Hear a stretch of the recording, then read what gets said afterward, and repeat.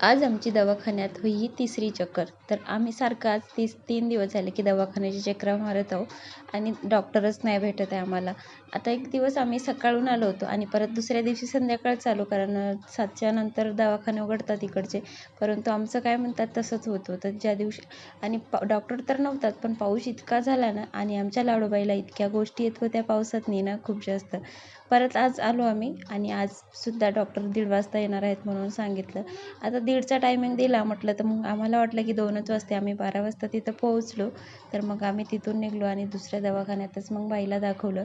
तशी तिची तब्येत वगैरे छान आहे, परंतु तिला थोडं इन्फेक्शन झालं, त्याच्यामुळं म्हटलं दाखवून देऊयात. तसं तर व्हिडिओ बनवायचा मूड नव्हतंच, कारण कंटाळा आला होता. पण आज यांनी छान असे जांभूळ आणले, तर चला म्हटलं तुमच्यासोबत हे शेअर करते. कारण हे आधी ना गावाकडं नाही मिळायचे, परंतु आम्ही आता इकडं बाहेरगावी राहून पण आम्हाला इकडं भरपूर रानमेवा मिळते खायला वगैरे. आणि एवढे गोड होते ना हे जांभूळ, खूप बघा लेकराचा चेहरा.